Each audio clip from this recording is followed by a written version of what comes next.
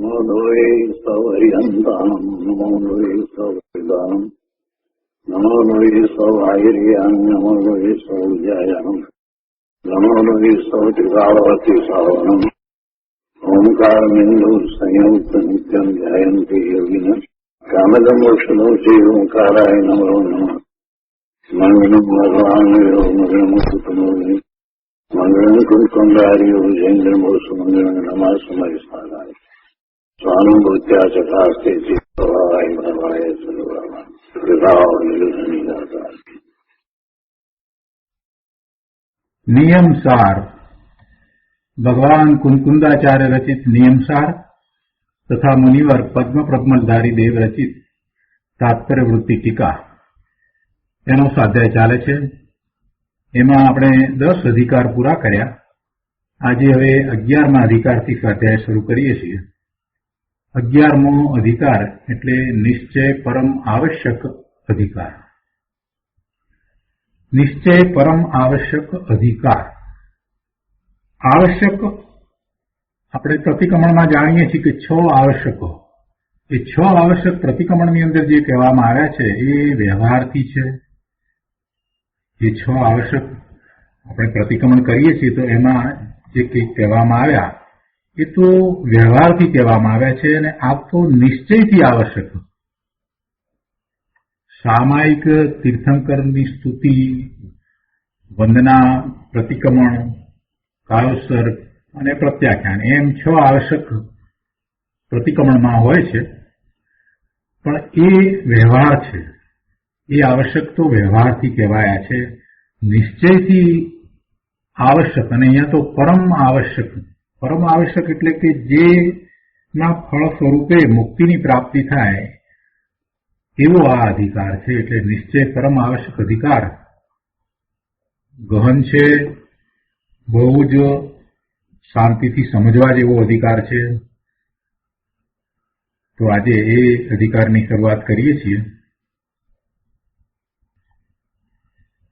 અહીંયા શરૂઆત કરતા જ કહે છે કે હવે વ્યવહાર 6 આવશ્યકોથી પ્રતિપક્ષ શુદ્ધ નિશ્ચય આવશ્યકનો અધિકાર કહેવામાં આવે છે।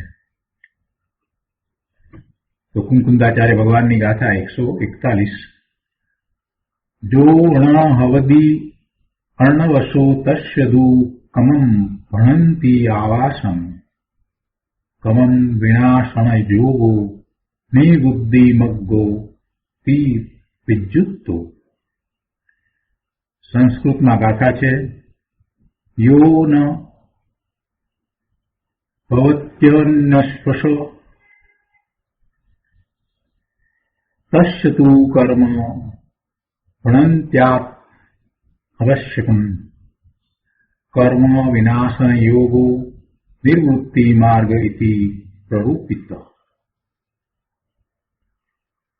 कहूं कि यो न भवती अन्यवशो एम करीने बात करी है। गुजराती में गाथा है कि नथी अन्यवश जे जीव आवश्यक कर्म छे ते हने आ कर्म नाश न योग ने निर्वाण मार्ग कहेल छे। आ कर्म नाश ने योग ने कर्मना नाश करवा वाला योग ने निर्वाण मार्ग कहेल छे। अने एने माटे पहेला एम कह्युं के नथी अन्यवश जे जीव आवश्यक कर्म छे ते हने बीजाने वश नहीं अन्यने वश नहीं एवा जीवने आ आवश्यक कर्म होय छे। आवश्यक कर्म एटले कर्तव्य आवश्यक एवा कार्य होय छे अने ए आवश्यक एटले निश्चय आवश्यकनी वात छे, व्यवहार आवश्यकनी वात नथी। पछी व्यवहार आवश्यक तो जेने निश्चय आवश्यक होय छे एने होय छे एम कहेवाय छे। तो अन्वयार्थमां कहे छे कि य अन्यवशो न भवति यो न भवति अन्यवशो एटले य अन्यवशो न भवति जे अन्यवश नथी अर्थात जे जीव अन्यने वश नथी बीजाने अन्यने वश नथी બીજાને તેમાં બધું આવી ગયું. સ્વ સિવાય બીજું બધું એ પર છે એવા બીજું બધું એ અન્ય છે એને વશ નથી. ય અન્ય વશ ન ભવતી એટલે જે જીવ અન્યને વશ નથી.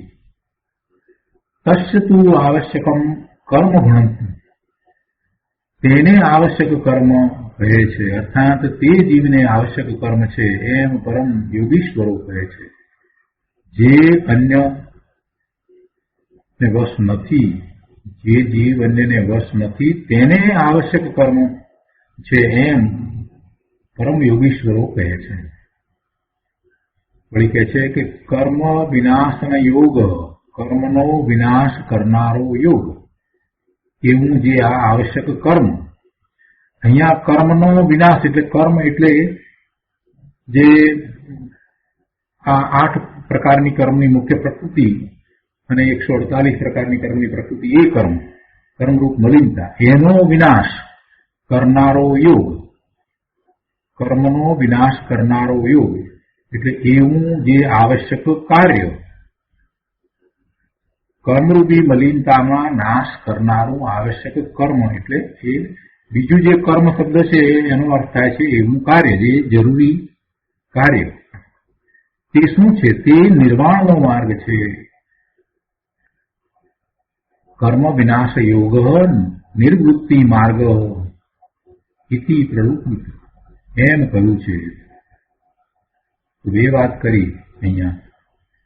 એક તો જે અન્ય ને વશ નથી એને આવશ્યક કર્મ એટલે કાર્ય હોય છે, અને કર્મનો વિનાશ કરનારો યોગ એવું જે આવશ્યક કાર્ય તે નિર્વાણનો માર્ગ છે. ટીકામાં મુનિવર પદ્મપ્રબલધારી દેવ કહે છે કે અહીં આ ગાથામાં નિરંતર સ્વવશને નિશ્ચય આવશ્યક કર્મ છે એમ કહ્યું છે. શું કહ્યું છે? કે નિરંતર હંમેશા સ્વવશને, પોતાને જે વશ છે એને જ નિશ્ચય આવશ્યક કર્મ છે, સાચું આવશ્યક કર્મ છે. અહીંયા કર્મ એટલે કાર્ય. અહીં આ ગાથામાં નિરંતર હંમેશા જે સ્વને વશ છે એને જ નિશ્ચયથી આવું આવશ્યક જરૂરી સાચું કાર્ય છે એમ કહ્યું છે. જરૂરી સાચું કાર્ય એ જ આવશ્યક, એ પરમ આવશ્યક, જેના ફળ સ્વરૂપે નિર્વાણની પ્રાપ્તિ થાય છે, જેને કારણે આ કર્મરૂપી મલિનતા છે એનો નાશ થાય છે.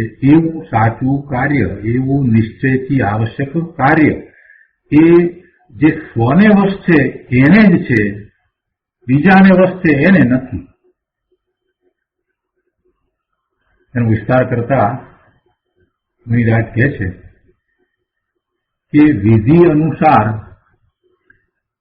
પરમ જીન માર્ગના આચરણમાં કુશળ એવો જે જીવ સદાય અંતર્મુખપણાને લીધે અન્ય વશ નથી, પરંતુ સાક્ષાત સ્વવશ છે એવો અર્થ છે. જો અન્ય વશ નથી એનો અર્થ એવો કર્યો કે એ સાક્ષાત સ્વવશ છે, બીજાને વશ નથી એટલે સ્વને વશ છે. અન્ય વશ નથી એ કથનનો સાક્ષાત સ્વવશ છે એવો અર્થ અહીંયા કર્યો છે. તો શું કહે છે કે વિધિ અનુસાર પરમજીન માર્ગના આચરણમાં કુશળ એવો જે જીવ સદાય અંતર્મુખપણાને લીધે અન્ય વશ નથી, પરંતુ સાક્ષાત સ્વવશ છે એવો અર્થ છે. તો તે જીવ વ્યવહારિક ક્રિયા પ્રપંચથી પરાંગમુખ થયો છે. તો એવા વ્યવહારિક ક્રિયા પ્રપંચથી પરાંગમુખ જીવને સ્વ આત્મ આશ્રિત નિશ્ચય ધર્મ ધ્યાન પ્રધાન પરમ આવશ્યક કર્મ છે, કાર્ય છે. એમ નિરંતર પરમ તપસ્ત્રણમાં લીન પરમ જીન યોગીશ્વરો કહે છે. શું કહે છે જીન યોગીશ્વરો? જીન યોગીશ્વરો, પરમ જીન યોગીશ્વરો શું કહે છે કે વિધિ અનુસાર પરમ જીન માર્ગમાં જે રહ્યો છે, એના આચરણમાં જે રહ્યો છે, એના આચરણમાં જે કુશળ છે, એવો જે જીવ તે સદાય સ્વવશ છે, એ અન્યવશ નથી. શા માટે અન્યવશ નથી? કેમ કે એ અંતર્મુખ થયો છે. એવો જીવ સદાય અંતર્મુખપણાને લીધે અન્યવશ નથી, પરંતુ સાક્ષાત સ્વવશ છે. અને તે વ્યવહારિક ક્રિયા પ્રપંચથી પરાંગમુખ જીવને આવો જે અંતર્મુખ થઈ અને સ્વવશ થયો છે, તો એ વ્યવહારિક ક્રિયા પ્રપંચ, વ્યવહારિક ક્રિયાને અહીંયા પ્રપંચ કહ્યો. પ્રપંચ તો એ અપેક્ષાએ કહ્યો કે એ વ્યવહારિક ક્રિયા દ્વારા મુક્તિનો માર્ગ સધાતો નથી.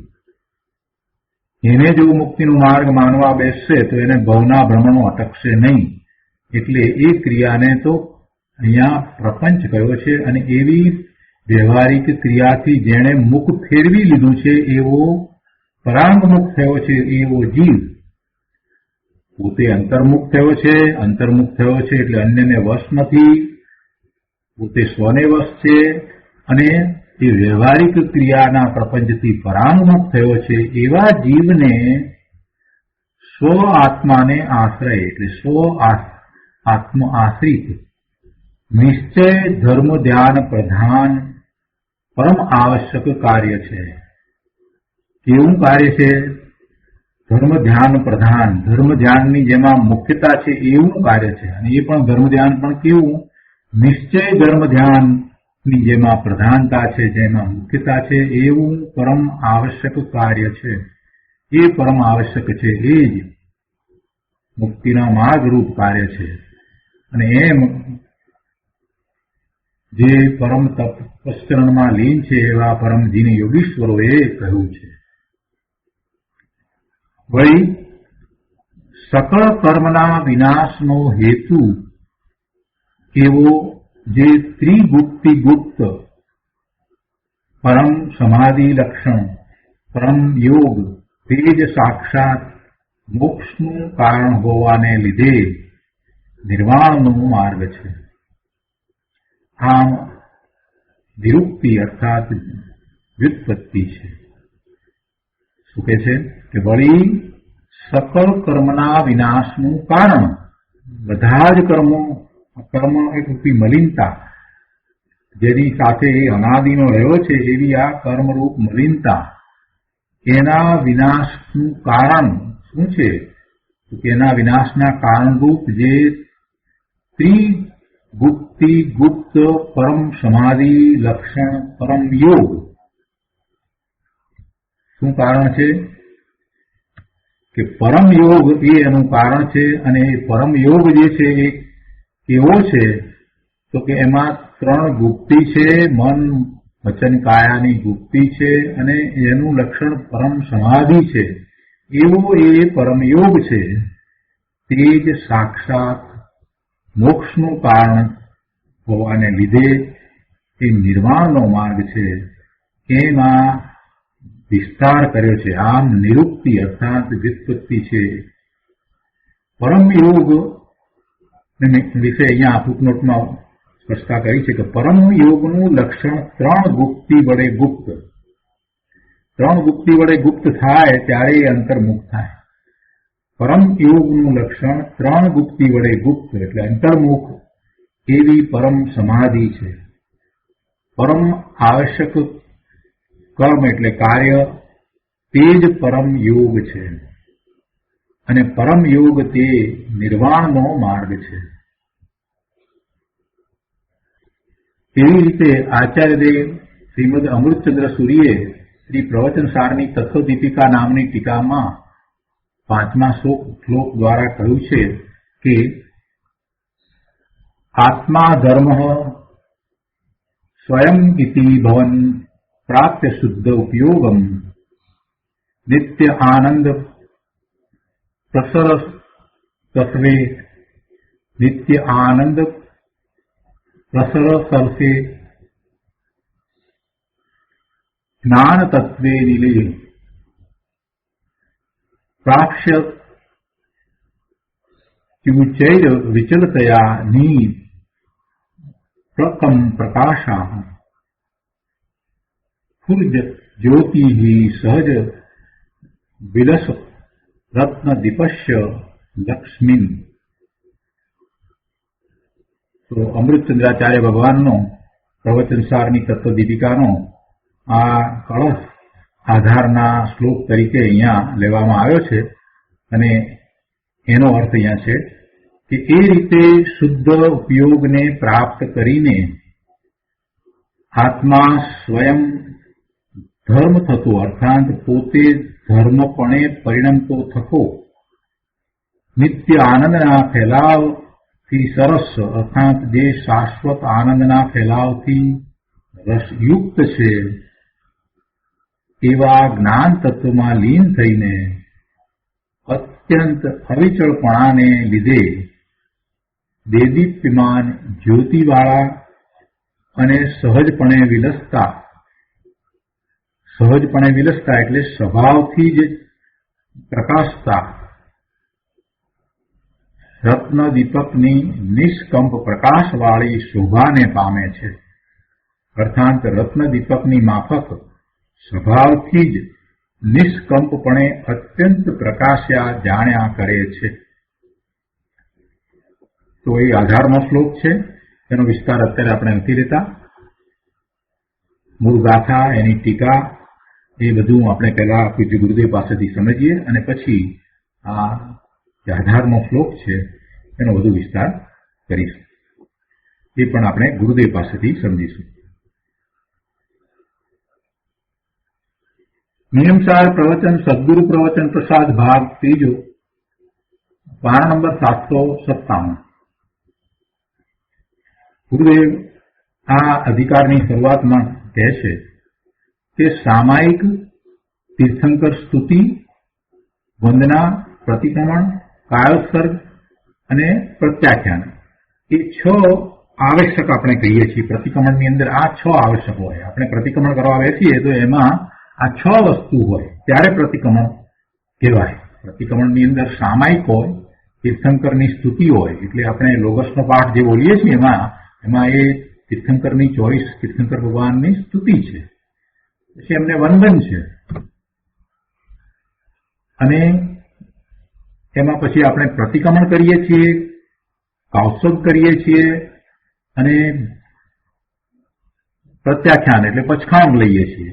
અને એમ આપણે 6 આવશ્યક પૂરા કરી અને પ્રતિક્રમણ પૂરું કરીએ છીએ. આ વિધિવત જે પ્રતિક્રમણ કરવામાં આવે છે એની અંદર આવા 6 આવશ્યક હોય છે, એ આપણે જાણીએ છીએ. તો ગુરુદેવ અહીંયા કહે છે કે એ બધા વિકલ્પ સામાયિક તીર્થંકર સ્તુતિ, વંદના, પ્રતિક્રમણ, કાયોત્સર્ગ, પ્રત્યાખ્યાન એના એ બધા 6 ના વિકલ્પ શુભ રાગ સાધક દશામાં આવે છે અને તે વ્યવહાર 6 આવશ્યકોથી જુદો, વિરુદ્ધ એટલે એનાથી જુદો શુદ્ધ નિશ્ચય આવશ્યકનો અધિકાર હવે કહેવામાં આવે છે. એટલે આ આવશ્યક છે પણ એ તો વ્યવહારથી આવશ્યક છે અને એવા વ્યવહાર 6 આવશ્યકો એ શુભભાવ રૂપ છે અને એવો શુભભાવ, એવો શુભ રાગ સાધકને હોય છે. સાધક દશામાં એવો શુભભાવ આવે છે, પ્રતિક્રમણ કરવાનો શુભભાવ આવે છે અને પ્રતિક્રમણ કરવા એ બેસે છે, સવારે સાંજે પ્રતિક્રમણ કરવા બેસે છે ત્યારે એ 6 આવશ્યક સહિત શુદ્ધ પ્રતિક્રમણ કરે છે. પણ એ બધો શુભભાવ છે એ સવિકલ્પ દશા છે, એ નિર્વિકલ્પ દશા નથી. અને એવી સવિકલ્પ દશામાં રહેલો એવો શુભભાવ સાધકને હોય જ છે. કેમ કે સાધક કઈ નિર્વિકલ્પ આખો સમય તો હોતો નથી, ક્યારેક જ નિર્વિકલ્પ ધ્યાનમાં પોતાના સ્વરૂપને અનુભવે છે. તો બાકીનો સમય એને અનેક પ્રકારે શુભભાવ હોય છે અને એમાં આવો પણ શુભભાવ હોય છે એ પોતે સવાર સાંજ પ્રતિક્રમણ કરે કે સામાયિક કરે તો જ્યારે પ્રતિક્રમણ કરે છે તો પ્રતિક્રમણમાં આ 6 આવશ્યક હોય છે અને 6 આવશ્યક સહિત જ પ્રતિક્રમણ કહેવામાં આવે. એમાં સામાયિક હોય, તીર્થંકરની સ્તુતિ હોય, વંદન હોય અને પ્રતિક્રમણ, કૌશલ અને પચખાણ એમ 6 આવશ્યક હોય છે. પણ એ 6 આવશ્યક જે છે એને આવશ્યક તો કયા છે, પણ એ આવશ્યક એ વ્યવહારથી આવશ્યક કહેવામાં આવ્યા છે. અને એનાથી તદ્દન પ્રતિપક્ષ, વિરુદ્ધનો અર્થ એટલે એનાથી જુદો, તદ્દન જુદો કઈ રીતે કે આ છે તે શુભાવરૂપ છે અને એ સ્વવિકલ્પ દશા રૂપ છે. જ્યારે જે નિશ્ચયથી જે આ 6 આવશ્યકની વાત કરી છે, તો એ આવશ્યક છે એટલે જે જરૂરી છે, કોને? આત્માને પોતાના મુક્ત સ્વરૂપની પ્રાપ્તિ માટે જે જરૂરી છે, જે આવશ્યક છે, એ નિશ્ચય આવશ્યક. તો એ નિશ્ચય આવશ્યક જે છે એ આ વ્યવહારથી જે 6 આવશ્યક કયા એનાથી પ્રતિપક્ષ છે, તેનાથી તદ્દન જુદા છે, વિરુદ્ધ છે. વિરુદ્ધનો અર્થ એમ નથી કે આપણે જે સામસામે બે વિરોધાભાસી હોય એમ વિરોધાભાસી નથી. વિરુદ્ધ તો એ અપેક્ષાથી વિરુદ્ધ કયા કે એ સ્વવિકલ્પ છે અને એ બંધનું કારણ છે, પુણ્ય બંધનું કારણ છે. અને આપણે જે નિશ્ચય આવશ્યકની વાત કરીએ છીએ એ નિર્વિકલ્પ ધ્યાનમાં હોય છે એવા આવશ્યક, અને એ મુક્તિનું કારણ છે. એટલે એમ એ ફળ રૂપે જોવા જઈએ તો એ વિરુદ્ધ છે. પણ બીજી રીતે વિચાર કરીએ તો જેને નિશ્ચય આવશ્યક હોય, જેને નિર્વિકલ્પ ધ્યાનમાં નિશ્ચય આવશ્યક હોય, એને જ આવા વ્યવહાર આવશ્યક હોય છે ને હોય જ. સાધક દશામાં એવા વ્યવહાર 6 આવશ્યક હોય જ. કોઈ સાધક હોય અને એના આવા આવશ્યક ન હોય એમ ન હોય. કોઈ એમ કહે કે અમને નિશ્ચયથી આવશ્યક છે, નિર્વિકલ્પ ધ્યાનમાં અમને આવશ્યક છે, નિશ્ચય આવશ્યક હોય છે, અને આવા કોઈ શુભભાવ હોતા જ નથી,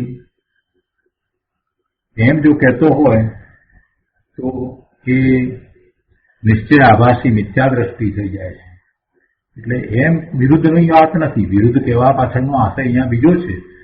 આ વિરુદ્ધ શબ્દ મૂક્યો છે એ પ્રતિપક્ષ શબ્દ જે શાસ્ત્રમાં જે કહેવામાં આવ્યો છે એના સ્થાને કહ્યો છે. અને એ દ્વારા સમજાવવું એટલું જ છે કે જે વ્યવહાર આવશ્યક છે તે પુણ્યબંધનું કારણ છે, અને જે આ નિશ્ચય આવશ્યક છે તે મુક્તિનું કારણ છે. જે વ્યવહાર આવશ્યક છે તે સ્વવિકલ્પ દશામાં છે, અને જે નિશ્ચય આવશ્યક છે તે નિર્વિકલ્પ દશામાં છે. પણ ત્યાં પણ જેને આ 6 આવશ્યક છે એમાં જે સાચા અર્થમાં કાયોત્સર્ગ કરે છે, એટલે કે એ સાચો કાયોત્સર્ગ કરે, નિશ્ચયથી કાયોત્સર્ગ કરે, તો ત્યારે પણ એને એ આવશ્યક થઈ જાય છે, નિશ્ચય આવશ્યક થઈ જાય છે. કાયોત્સર્ગનું સાચું સ્વરૂપ સમજી અને નિર્વિકલ્પ ધ્યાનમાં એવો કૌશલ કરે, અને ત્યારે પણ નિશ્ચય આવશ્યક હોઈ શકે છે. એટલે નિશ્ચય આવશ્યકની સાથે જ આ બધા વ્યવહાર આવશ્યક રહ્યા છે. એટલે એને તદ્દન જુદા પાડીને વિરોધી એમ ન સમજી લેવું, એ વાતની અહીંયા સ્પષ્ટતા કરીએ છીએ. વ્યવહાર આવશ્યક પુણ્યબંધનું કારણ છે. જ્ઞાન માત્ર આત્મામાં લીનતારૂપ નિશ્ચય આવશ્યક તે મોક્ષનું કારણ છે. પણ જેને એવું મોક્ષનું કારણ હોય એને આવા વ્યવહાર આવશ્યક, ભલે એ પુણ્યબંધનું કારણ છે છતાં પણ એવા વ્યવહાર આવશ્યક હોય જ છે. મોક્ષ માર્ગ તો અરાગી એક પ્રકારે છે, અને તે વ્યવહાર 6 આવશ્યકથી પ્રતિપક્ષ છે, તે હવે આ અધિકારમાં કહે છે. આપણે ગાથા અને એનો અર્થ કર્યો છે. હવે ગુરુદેવ આ 141મી ગાથાનો વિસ્તાર કરતા સમજાવે છે કે જે જીવ પુણ્ય નિમિત્ત આદિ પરભાવને વશ નથી થતા, જે જીવ શુભભાવ અને નિમિત્ત એને વશ નથી થતા, એ બધા પરભાવ છે. પરભાવ એટલે પોતાનો સ્વભાવ એનાથી જુદા છે, પોતાના સ્વરૂપને અનુસરીને થતો આ ભાવ નથી, એટલે એ ભાવ જે છે તે પરભાવ છે. તો એને આધીન નથી થતા, એને વશ નથી થતા, એવા જીવની વાત લીધી છે. તો કે જે જીવ પુણ્ય નિમિત્ત આદિ પરભાવને વશ નથી થતા, અતિન્દ્રિય આત્મામાં ચિદાનંદ વશ એકાગ્રતામાં વર્તે છે, તેને આવશ્યક રૂપી શુદ્ધ કર્મ છે, શુદ્ધ કાર્ય છે.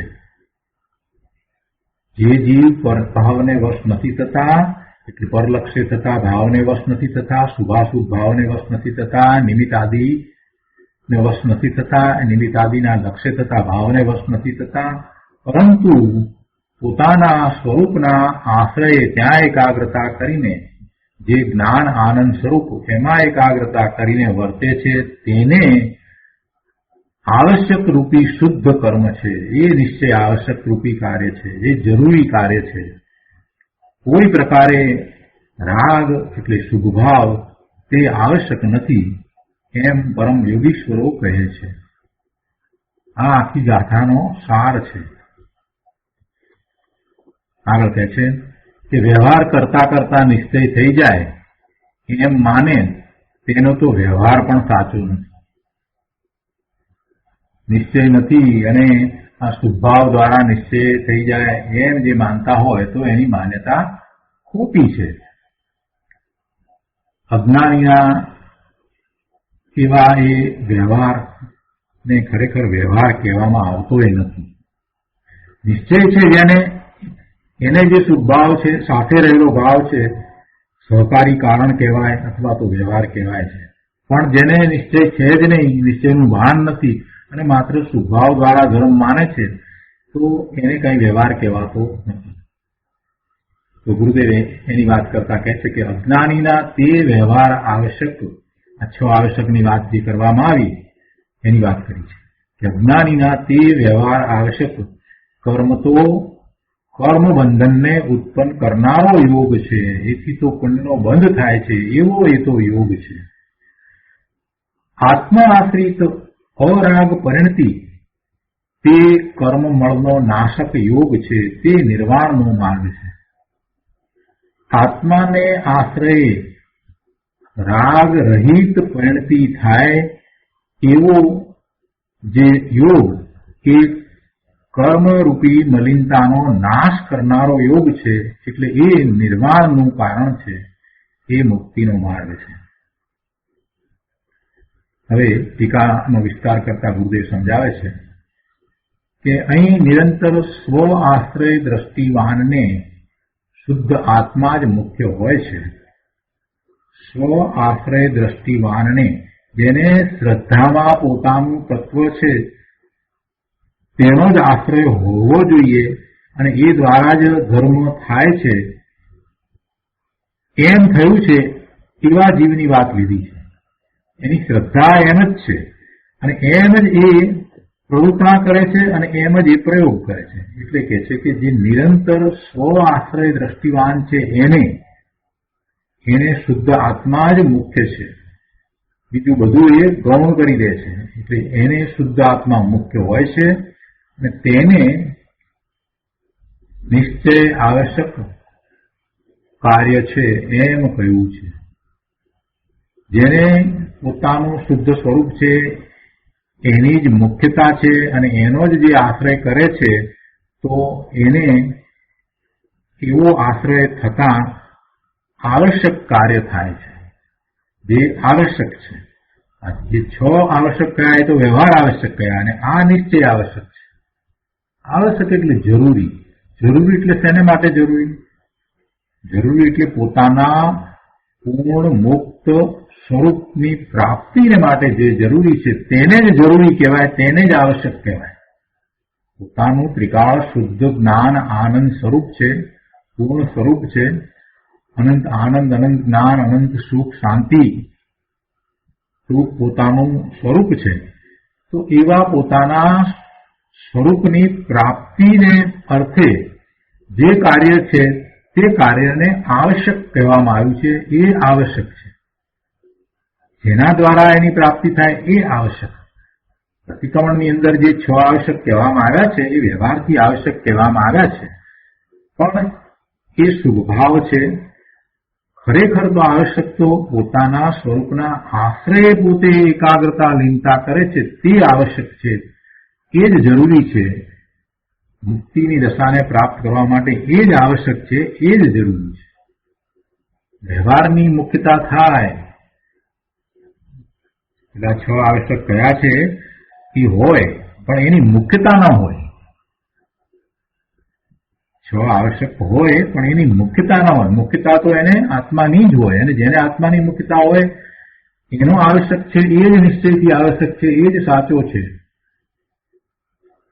પણ એના બદલે જેને વ્યવહારની મુખ્યતા થાય, એટલે કે જે પેલા વ્યવહાર આવશ્યક જે છે એને મુખ્ય કરે અને નિશ્ચય આવશ્યકનું ભાન પણ ન કરે, એને દ્રષ્ટિમાં લે નહીં, તો પછી એ મિથ્યા દ્રષ્ટિ થઈ જાય છે.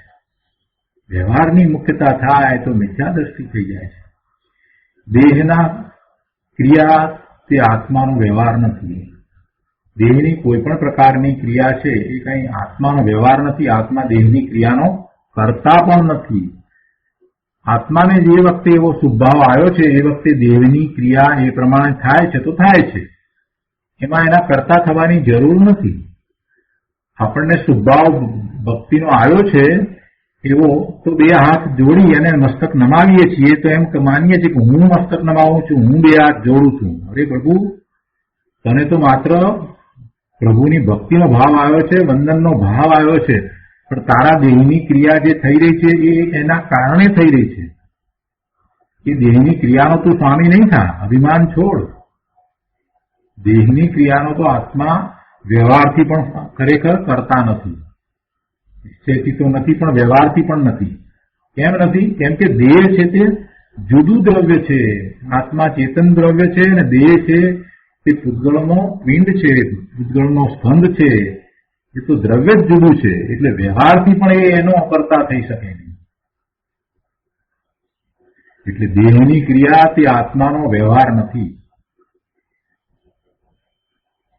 આત્માનો નિશ્ચય વ્યવહાર આત્મામાં જ છે. જો આત્માનો નિશ્ચય આત્મામાં ને આત્માનો વ્યવહાર એ આત્મામાં, આ વાતને સમજવાની છે. એક એક વાક્યને બરાબર શાંતિથી સમજવા જેવા છે. આત્માનો નિશ્ચય અને આત્માનો વ્યવહાર આત્માને વિશે જ છે. એટલે શું? એટલે કે પોતે પોતાના ત્રિકાળી શુદ્ધ સ્વરૂપમાં એકાગ્રતા કરે એ એનો નિશ્ચય થયો, અને એને કારણે એમના જે વિતરાગી પરિણામ થયા, નિર્મળ પરિણામ થયા, એ એનો વ્યવહાર થયો. એ બધું આત્માનું આત્માને વિશે જ છે. પોતાનું ત્રિકાળી શુદ્ધ સ્વરૂપ છે તે જ નિશ્ચય છે, અને એની એકાગ્રતા કરતા જે નિર્મળ પર્યાય થઈ એ બધો વ્યવહાર છે. એટલે આત્માનો નિશ્ચય અને આત્માનો વ્યવહાર આત્મામાં જ છે. વ્યવહાર નિમિત્તની રુચિ છોડી નિરંતર વિતરાગ સ્વભાવવશ સ્વ આશ્રય એકતા છે તેને નિશ્ચય શુદ્ધ આવશ્યક છે. નિમિત્તની રુચિ છોડીને, વ્યવહારની રુચિ છોડીને નિરંતર વિતરાગ સ્વભાવવશ સ્વ આશ્રય એકતા છે તેને નિશ્ચય શુદ્ધ આવશ્યક છે. જેને વ્યવહારની અને નિમિત્તની રુચિ નથી રહી અને પોતાના સ્વભાવને વશ થઈને સ્વનો આશ્રય કરીને એની સાથે જે એકતા રૂપ વર્તે છે તેને નિશ્ચય એટલે શુદ્ધ આવશ્યક છે. જો અધિકાર એવો છે અને એને બરાબર શાંતિથી સમજવો પડે એવો છે, ગુરુદેવે એને જે રીતે સમજાવ્યો છે એ એક એક વાક્યને ખૂબ શાંતિથી સમજવા જેવા છે. નહીંતર આવો અદભુત અધિકાર આપણે સમજ્યા વગર આમનામ વાંચી જઈશું તો કંઈ પાર નહીં આવે. થોડો સમય વધારે જશે, પણ દરેક વાક્યને જેમ છે તેમ સમજવાનું છે. આવું તત્વ તો ભાગ્ય હોય તો આપણને પ્રાપ્ત થાય. આપણા તો અહોભાગ્ય કે ગુરુદેવે આવું તત્વ આપણને સમજાવ્યું. એટલે જરાય ઉતાવળ કરવાની જરૂર નથી, અને એક એક વસ્તુને ખૂબ શાંતિથી સમજવાની જરૂર છે. વારંવાર વાંચીશું, વારંવાર અભ્યાસ કરીશું તો આમાં રહેલી પ્રયોજનભૂત વાત આપણને સમજાશે. બધી વાત વાંચીએ ત્યારે કોઈક વખત અઘરી લાગે, કોઈક વખત એમ લાગે પહેલા પણ આવી વાત આવી, પણ ના, એમ નથી. બધી વાતમાં નાવીન્ય છે, નવીનતા છે, અને જે નવીનતા છે એને આપણે પારખવાની છે અને એને પકડવાની છે. ગુરુદેવના વચનામૃતમાં રોજ જે વાત આવે છે તે નવી નવી જ વાત આવે છે. એકની એક વાત આવતી જ નથી પ્રભુ. એને જે રીતે રજૂ કરવામાં આવી હોય છે એ જુદી જુદી રીતે રજૂ કરવામાં આવી છે. એટલે બધા જીવોને કોઈક ને કોઈક રીત દ્વારા એ વાત સમજાઈ જાય છે. તો એમાં જે નવીનતા છે એ દ્વારા કોઈક ને કોઈક જીવને એ કલ્યાણનું કારણ થાય છે. ગુરુદેવે આ અધિકારમાં જે રીતે સમજાવ્યું છે એ કદાચ કોઈ સામાન્ય અવલોકન કરી જાય એટલે માત્ર વાંચી જાય તો એ બધું ચૂકી જશે, એ વાતને નહીં પકડી શકે. બહુ શાંત ચિત્તે વાંચવાની જરૂર છે અને અઘરું પણ નથી. અઘરું સમજીને એને છોડી ન દેશો. બહુ સમજવા જેવું છે અને બહુ સરળ છે. આપણે ખૂબ વિસ્તાર એનો કરીશું. શું કહે છે અહીંયા ગુરુદેવ કે જે જીવ ચૈતન્ય માત્ર પરિણતિ રૂપ વિધિ અનુસાર પરમ જીનના માર્ગના આચરણમાં કુશળ રહીને સદાય અંતર્મુખપણાને લીધે અન્યવશ નથી. શું કહે છે? જે જીવ ચૈતન્ય માત્ર પરિણતિ રૂપ વિધિ અનુસાર, ચૈતન્ય માત્ર પોતાનું ત્રિકાળ શુદ્ધ સ્વરૂપ, બરાબર, અને એને અનુસરીને થતી પોતાની પરિણતિ, પોતાના ચૈતન્ય સ્વભાવને અનુસરીને પોતાની જે પરિણતિ થાય એવી વિધિ અનુસાર પરમ જીનના માર્ગના આચરણમાં કુશળ રહીને, એ એમ કરનારો છે ને એ જ ખરેખર જીનના માર્ગના આચરણમાં રહ્યો છે. એ જ જીનના આચરણના માર્ગમાં, એટલે જીનેશ્વર પ્રસ્થાપિત જે માર્ગ છે એના આચરણમાં એ જ કુશળ છે. કોઈ એમ કહે કે અમે કે જીનેશ્વર ભગવાને પ્રસ્થાપિત કરેલો માર્ગ જે છે એનું આચરણ કરીએ છીએ, અમે એમાં કુશળ છીએ, તો એનો અર્થ એ થાય કે એ પોતે પોતાના ચૈતન્ય માત્ર સ્વરૂપને અનુસરીને થતી પરિણતિ કરી રહ્યો છે. એટલે જે જીવ ચૈતન્ય માત્ર પરિણતિ રૂપ વિધિ અનુસાર પરમ જીવના માર્ગના આચરણમાં કુશળ રહીને સદાય અંતર્મુખપણાને લીધે અન્ય વશ નથી. અંતર્મુખ થયો છે માટે એ અન્યને વશ થતો જ નથી. સ્વને વશ થયો છે એટલે હવે પરને વશ થવાનો પ્રશ્ન પણ નથી. એટલે અન્યને વશ એ થતો નથી. અંતર્મુખ ન થાય તો એ પરનું લક્ષ કરીને પરને વશ થઈ જ જવાનો છે. એટલે અંતર્મુખપણાને લીધે એ અન્યને વશ નથી. કોઈ સમયે સ્વદ્રવ્ય આશ્રયની દ્રષ્ટિ છૂટતી નથી, તે અન્યવશ નથી એટલે સાક્ષાત સ્વવશ છે. જો અન્યવશ નથી એટલે સાક્ષાત સ્વવશ છે એમ જયારે કહ્યું છે તેનું કારણ એવું છે કે જયારે સ્વવશ થયો છે એટલે અન્યને વશ નથી, તો સ્વવશ થયો છે ત્યારે એ અન્યને વશ નથી થતો. એટલે કોઈ પણ સમયે જયારે એ સ્વને વશ રહ્યો છે તો તે સમય દરમિયાનમાં એ અન્યને વશ થઈ શકતો જ નથી. કોઈ પણ સમયે સ્વદ્રવ્યનો આશ્રય લઈ અને રહ્યો છે, દ્રષ્ટિ ત્યાં જ રહી છે, તો પછી અન્યને વશ નથી અને એટલે એને સાક્ષાત સ્વવશ છે એમ મુનિરાજ પદ્મપ્રબંધધારી દેવે ટીકામાં અર્થ કર્યો છે. મુનિને બોલવું, ચાલવું, આહાર લેવો વગેરે કોઈ પણ ક્રિયા વખતે નિર્વિકલ્પ સ્વરૂપનું અનુસંધાન હોય છે. જો ઉદાહરણ આપીને વાત સમજાવી છે ગુરુદેવે કે એ સ્વવશ જ રહે છે. મુનિરાજ બોલતા હોય, કદાચ કોઈક વખત એ ઉપદેશ આપતા હોય અથવા તો એ આહાર લેતા હોય કે એમનો વિહાર થતો હોય, તો એવી કોઈ પણ ક્રિયા થતી હોય ત્યારે એ વખતે એમની દ્રષ્ટિ તો સ્વરૂપ તરફ રહે છે. એટલે કે નિર્વિકલ્પ સ્વરૂપનું એમને અનુસંધાન હોય છે. જેટલા અંશે અરાગી સ્થિરતા તેટલો સ્વવશ યોગ છે. અને રાગ એ તો ગૌણ છે. રાગ તો એમાં ગૌણ થયો છે. મુનિરાજની એવી દશા હોય છે, સ્વરૂપની દ્રષ્ટિ છે, ઉપયોગ એ વખતે શુદ્ધ ઉપયોગ નથી, તે છતાંય દ્રષ્ટિ સ્વરૂપ તરફ જ રહ્યા કરે છે. એટલે એવી જયારે સ્થિતિ છે તો તે વખતે અરાગી સ્થિરતા, રાગ વિનાની સ્વરૂપ તરફની એકાગ્રતા જેટલી છે, ભલે સ્વવિકલ્પ દશામાં છે તે છતાંય, તો એટલા પણ એ વખતે પણ એ સ્વનો યોગ છે. એટલે સ્વને વશ છે. એ વખતે બહારમાં ઉપયોગ ગયો છે તો એટલો શુભભાવ છે, તો એ શુભભાવના એ સ્વામી થતા નથી. એટલે એ વખતે ગૌણ છે. મુખ્યતા તો પોતાના સ્વરૂપની જ રહે છે. એટલે જેટલા અંશે અરાગી સ્થિરતા સ્વરૂપને વિશે છે તેટલા અંશે સ્વવશ યોગ છે. જો નિર્વિકલ્પ દશા છે અને પૂર્ણપણે વરાગી સ્થિરતા થઈ છે તો એ પૂર્ણપણે સ્વવશ છે. અને સ્વવિકલ્પ દશા છે એ વખતે કોઈ શુભભાવ છે તો પણ એ શુભભાવને વશ થતા નથી. દ્રષ્ટિ તો સ્વરૂપ તરફ જ રહી છે, રાગને તો ગૌણ કર્યો છે. આવી એમની સાતમા છઠ્ઠા ગુણસ્થાનની દશા હોય છે. સાતમા ગુણસ્થાને સ્વને વશ છે, પૂર્ણપણે સ્વવશ છે. અને છઠ્ઠા ગુણસ્થાને છે ત્યારે પણ એક જ પર્યાયના બે અંશ પડે છે. એક વિતરાગી અંશ છે અને બીજો જે છે તે શુભભાવરૂપ અંશ હોય છે. એ વાત ગુરુદેવે ઘણી વાર કરી છે. છઠ્ઠા ગુણસ્થાને છે સ્વવિકલ્પ દશા છે ત્યારે પણ ત્રણ કષાયનો અભાવ છે. એ વખતે સ્વવિકલ્પ છે. જેટલી સ્વવિકલ્પતા છે તેટલો સ્વવશ નથી, રાગને વશ થતા નથી. એમ જે કહેવામાં આવ્યું છે અહીંયા રાગને વશ થતા નથી તે તો ઉપચાર કથન છે. ધર્મી જીવ રાગના વિસ્તારથી વિમુખ છે. શું કહ્યું? છઠ્ઠા ગુણસ્થાને ત્રણ કષાયનો અભાવ છે. સ્વવિકલ્પ તેટલો સ્વવશ નથી. વિકલ્પ જેટલો આવ્યો છે તો એટલા પ્રમાણમાં એ સ્વવશ નથી, પણ દ્રષ્ટિ સ્વરૂપ તરફ રહે છે. એટલે છઠ્ઠા ગુણસ્થાનની દશામાં પણ ખરેખર તો એ સ્વને જ વશ છે, પરને વશ થતા નથી. એટલે કે રાગને વશ થતા નથી. અને આ જે વાત બધી કરવામાં આવી તે ઉપચાર કથન છે.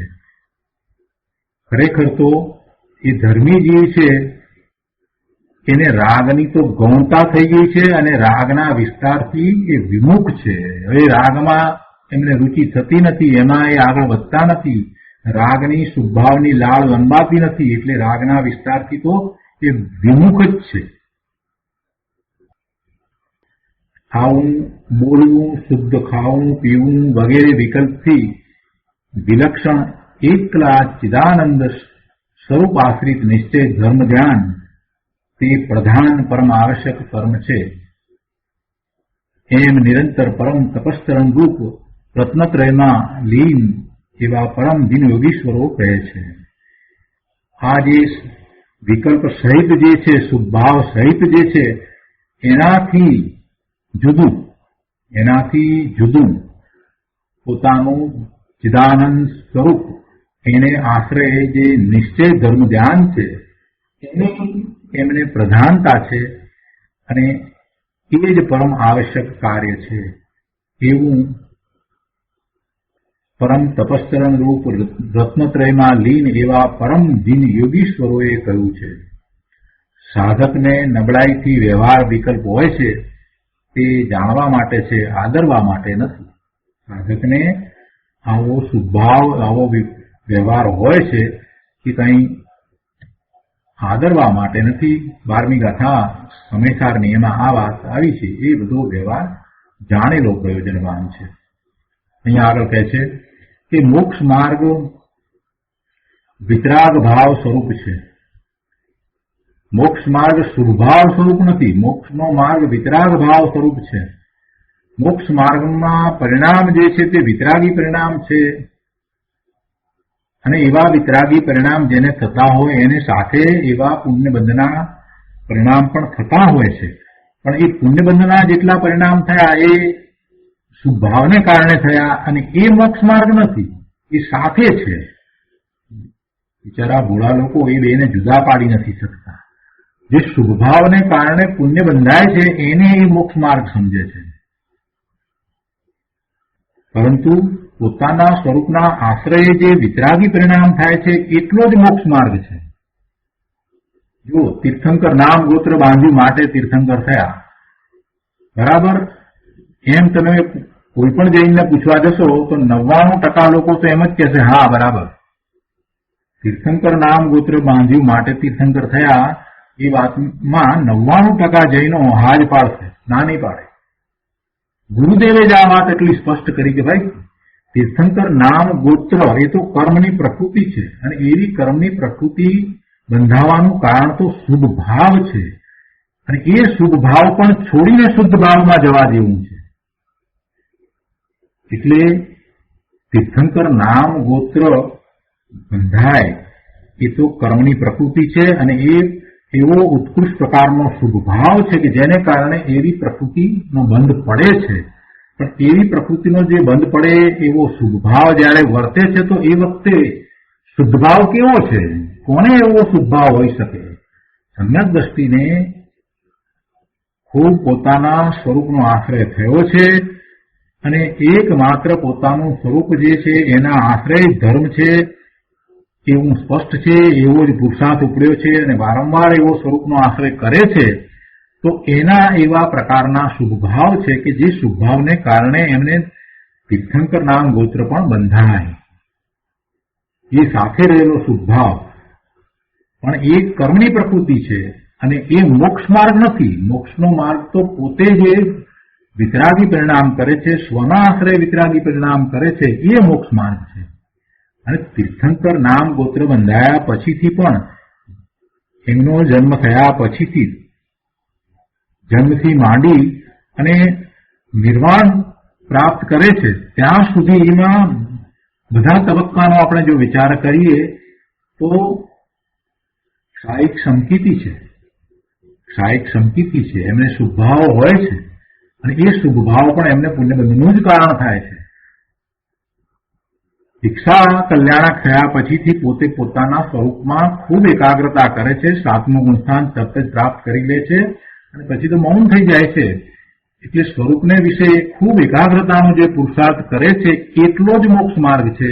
અને એ વખતે સાથે રહેલો જે કાંઈ બીજો બહારમાં જે મુનિપણાની નિર્ગ્રંથ મુનિપણાના ભાવરૂપ જે શુદ્ધભાવ છે એ તો પુણ્યબંધનું જ કારણ છે. એટલે નિર્ગ્રંથ મુનિ છે, ચોખ્ખું 28 મૂળ ગુણ સહિત જે દ્રવ્યલિંગ છે, છદ્મસ્ત અવસ્થા છે જ્યારે તીર્થંકર ભગવાનની ત્યારની વાત આપણે કરીએ છીએ તો તે વખતે પણ એ જે બધું છે તો એ તો પુણ્યબંધનું જ કારણ છે. એ દ્વારા કઈ એ પોતે મોક્ષ માર્ગને સાધી રહ્યા છે એમ નહીં. મોક્ષ માર્ગને તો એ વખતે પણ એ પોતે પોતાના સ્વરૂપમાં જઈને ખૂબ એકાગ્રતા કરીને એમાં સ્થિરતા કરીને સાધી રહ્યા છે. એટલે સ્વરૂપમાં સ્થિરતા રૂપ મોક્ષ માર્ગ છે. એટલે વિતરાગ ભાવ રૂપ જ મોક્ષ માર્ગ છે. આ વાત બરાબર પકડવાની છે. મોક્ષ માર્ગ વિતરાગ ભાવ સ્વરૂપ છે. સાથે રહેલો શુભભાવ હોય પણ એ જેટલો શુભભાવ છે એ કઈ મોક્ષ માર્ગ નથી. મોક્ષ માર્ગ વિતરાગ ભાવ સ્વરૂપ છે. શુભ રાગ રૂપ સામાયિક સ્તુતિ, વંદના, કાયોત્સર્ગ વગેરે જે 6 આવશ્યકની વાત કરવામાં આવી એ બધો શુભભાવ રૂપ જે વ્યવહાર જે છે તે ખરેખર મોક્ષ માર્ગ નથી પણ એ બધું હોય છે, સાથે સાધકને હોય છે.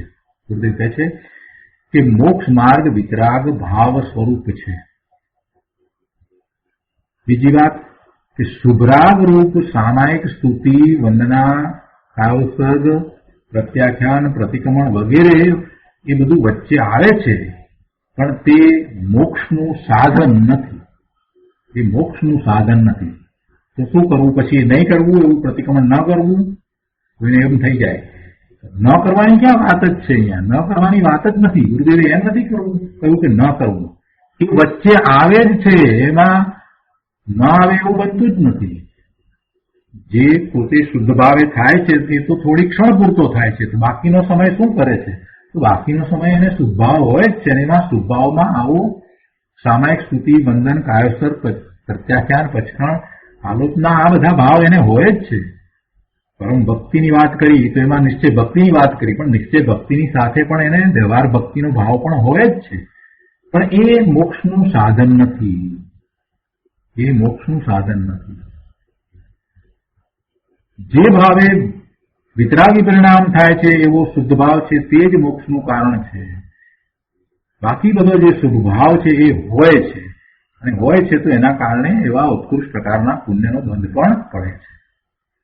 હવે બીજી વાત પણ સાથે લીધી છે કે જે ધર્મ થાય છે તે આત્માના આશ્રય થાય છે અને એમાં આખો પુરુષાર્થ આત્મામાં જ છે. શરીરમાં કોઈ પુરુષાર્થ છે જ નહીં. શરીરની ક્રિયા જે થવાની છે તે જ થાય છે. શરીરની ક્રિયાનો હું કરતા નથી. શરીર આદિની ક્રિયાનો હું કરતા નથી અને પુણ્ય આદિ વ્યવહારની રુચિ રહિત છું. પુણ્યની રુચિ પણ ન હોય કે આ પુણ્ય બંધાય તો સારું, આવતો બહુ સારો મળે. અરે ભલા ભગવાન, જો તને હજી એવી રુચિ પડી હોય ભવની રુચિ, તો તું મોક્ષ માર્ગમાં ક્યાંથી જવાનો? એટલે એને પુણ્ય આદિની રુચિ હોય નહીં, એ બધો વ્યવહાર એની રુચિ તો હોય જ નહીં. કે છે કે શરીર આદિની ક્રિયાનો હું કરતા નથી અને પુણ્ય આદિ વ્યવહારની રુચિ વિનાનો છું. એવી દ્રષ્ટિ સહિત, એવી શ્રદ્ધા સહિત, નિર્મળ શ્રદ્ધા જ્ઞાન લીનતા રૂપ વિતરાગ માર્ગના આચરણમાં, જ્ઞાન આનંદમાં એકાગ્ર થવામાં કુશળ એવો જીવ સદાય અંતર્મુખ હોવાથી અન્યવશ નથી પણ સ્વવશ છે. આવા શ્રદ્ધાવાળો જીવ એ સમ્યક દ્રષ્ટિ છે, એની શ્રદ્ધા, એનું જ્ઞાન અને પોતાના સ્વરૂપમાં આચરણ રૂપ ચારિત્ર આ નિશ્ચય રત્નત રહે છે. અને એ જ વિતરાગ પરમેશ્વરે કહેલો મોક્ષનો માર્ગ છે. તો એના આચરણમાં જે રોકાયો છે, એટલે કે જે એવા આચરણ દ્વારા પોતે જ્ઞાન આનંદ રૂપ થયો છે, એવો કુશળ જીવ, એવો મોક્ષ માર્ગમાં કુશળ જીવ, એવો જ્ઞાન આનંદમાં એકાગ્ર થયેલો કુશળ જીવ, એ જીવ સદાય અંતર્મુખ હોવાથી અન્યવશ થતો નથી, અન્યવશ રહેતો પણ નથી, પણ સ્વવશ છે. ધર્મી સ્વાધીન સુખમય છે, પર આશ્રય દ્રષ્ટિને ધર્મ નથી. ધર્મી સમ્યક દ્રષ્ટિ જીવ સ્વને આધીન સુખને પ્રાપ્ત કરનારો એવા સુખમય વર્તે છે, જ્યારે જેની દ્રષ્ટિ પર આશ્રિત છે એવો પર આશ્રય દ્રષ્ટિ જીવ છે, એને કોઈ ધર્મ નથી, એને કોઈ વિતરાગી પરિણામ નથી, એને મોક્ષ માર્ગના પરિણામ નથી, એને ધર્મ નથી. એને તો માત્ર પુણ્યનો બંધ છે, અથવા તો જો અશુભ ભાવે થાય છે તો પાપનો બંધ છે. પણ ધર્મી એ સ્વને આધીન, પોતાના સ્વરૂપને આધીન સુખની પ્રાપ્તિ કરે છે. વળી સર્વ કર્મક્ષયનું કારણ એવો જે ત્રિગુપ્તિથી ગુપ્ત, સર્વ કર્મક્ષયનું કારણ, સર્વ કર્મરૂપી મલિનતાના નાશનું કારણ. હવે કર્મરૂપી મલિનતા, કર્મ તો જળ છે, આપણે એક બાજુ એમ કહીએ અને બીજી બાજુ આપણે એમ કહીએ કે આપણે એનો નાશ કરીએ, પણ એવો નૈમિતિક સંબંધ છે. પોતે તો ભાવ કર્મનો નાશ કરે છે, તો એ નાશ કરે છે, એમાંય ભાવ કર્મનો નાશ થઈ જાય છે, અને ભાવ કર્મનો નાશ થાય છે તો એ વખતે નૈમિતિક સંબંધ એવો છે કે પેલા જળ કર્મનો પણ એ વખતે ક્ષય થઈ જાય છે. ભાવ કર્મનો નાશ થવાનું કારણ તો પોતે શુદ્ધ ભાવે થાય છે, તો હવે એને ભાવ કર્મનો નાશ થાય છે, અને એ વખતે સાથે નૈમિતિક સંબંધ એવો છે કે પેલા કર્મને રજકણો જે કર્મરૂપ થયા હતા એ છૂટા પડી જાય છે, એમ એ જળ કર્મ છે એનો પણ ક્ષય થાય છે. એટલે કે છે અહીંયા કે વળી સર્વ કર્મ ક્ષયનું કારણ એવો જે ત્રિગુપ્તિથી ગુપ્ત, અંતર્મુખ એવી જ્ઞાન આનંદયુક્ત પરમ સમાધિ જેનું લક્ષણ છે એવો યોગ, તે જ સાક્ષાત મોક્ષનું કારણ હોવાને લીધે નિર્વાણનો માર્ગ છે, એ નિર્વાણનો ઉપાય છે, મુક્તિનો ઉપાય છે. આવી રીતે આચાર્યદેવ શ્રીમદ અમૃતચંદ્ર સૂરીએ શ્રી પ્રવચનસારની તત્વદીપિકા નામની ટીકામાં 5મા શ્લોક દ્વારા કહ્યું છે. તો હવે જે આધારનો શ્લોક છે એનો વિસ્તાર ગુરુદેવ કરે છે. આપણે શ્લોક કર્યો છે અને એનો અર્થ પણ આપણે લીધો છે. તો હવે એ શ્લોક લઈએ. એ શ્લોકને સમજાવતા ગુરુદેવ કહે છે, શ્લોકાર્થ ફરીથી વાંચી જઈએ છીએ. શ્લોકાર્થમાં એમ કહ્યું કે એ રીતે શુદ્ધ ઉપયોગને પ્રાપ્ત કરીને આત્મા સ્વયં ધર્મ થતો, અર્થાત પોતે ધર્મપણે પરિણમતો થકો નિત્ય આનંદના ફેલાવથી સરસ, અર્થાત જે શાશ્વત આનંદના ફેલાવથી રસયુક્ત છે એવા જ્ઞાન તત્વમાં લીન થઈને અત્યંત અવિચળપણાને લીધે દેદીપ્યમાન જ્યોતિવાળા અને સહજપણે વિલસતા સ્વભાવથી જ પ્રકાશતા રત્ન દીપકની નિષ્કંપ પ્રકાશવાળી શોભાને પામે છે. અર્થાત રત્ન દીપકની માફક સ્વભાવથી જ નિષ્કંપપણે અત્યંત પ્રકાશ્યા કરે છે, જાણ્યા કરે છે. હવે એનો વિસ્તાર ગુરુદેવ કરે છે. આધારના શ્લોકનો વિસ્તાર કરતા ગુરુદેવ સમજાવે છે કે કોઈ પણ પ્રકારનો શુભાશુભ રાગ તે અશુદ્ધતા છે. કોઈ પણ પ્રકારનો શુભ કે અશુભ રાગ તે અશુદ્ધતા છે, મલિનતા છે. તેની રુચિ અને આશ્રય રહિત, એની રુચિ પણ નહીં અને આશ્રય પણ નહીં. કોનો શુભ ભાવ છે એની રુચિ નહીં અને શુભ ભાવનો આશ્રય પણ નહીં. અશુભ ભાવને તો કાઢી જ નાખો, પણ એ અશુદ્ધ ભાવ છે, શુભ કે અશુભ બંને, તો એવા અશુદ્ધ ભાવની રુચિ પણ નહીં અને એનો આશ્રય પણ નહીં. કેવળ આ આત્મા આશ્રિત શુદ્ધ ઉપયોગ છે. એવા શુદ્ધ ઉપયોગને પામીને આત્મા સ્વયં ધર્મ થતો, ધર્મ રૂપે પરિણમતો થતો, નિત્ય આનંદના વિસ્તારથી સરસ શાશ્વત આનંદ રસયુક્ત એવા જ્ઞાન તત્વમાં જ લીન થાય છે. અશુદ્ધ ભાવની વાત પહેલા સમજાવી કે આ શુભાશુભ ભાવ છે તે અશુદ્ધ ભાવ છે, તો એવા અશુદ્ધ ભાવની રુચિ પણ નહીં, એનો આશ્રય પણ નહીં. એ તો છોડ્યા છે, બિલકુલ પૂર્ણપણે છોડ્યા છે. અને કેવળ આત્માના આશ્રયે શુદ્ધ ઉપયોગને પામીને સ્વરૂપનો આશ્રય કર્યો છે, એટલે એનો ઉપયોગ સ્વરૂપ તરફ વળ્યો છે, એટલે એ ઉપયોગ શુદ્ધ ઉપયોગ છે. તો એવા શુદ્ધ ઉપયોગને પામીને આત્મામાં સ્વયં ધર્મ રૂપે પરિણમી રહ્યો છે. પોતે આત્મામાં પરિણમી રહ્યો છે, એટલે આત્મા સાથે એક રૂપ થઈ ગયો છે. હવે એ ઉપયોગ જુદો નથી, દ્વૈત રહેતો નથી, એટલે પોતે ધર્મ થયો. એમ કે આત્મા સ્વયં ધર્મ થતો, એટલે કે ધર્મ રૂપે પરિણમતો થતો. નિત્ય આનંદના વિસ્તારથી સરસ શાશ્વત આનંદ રસ યુક્ત એવા જ્ઞાન તત્વમાં જ લીન થાય છે.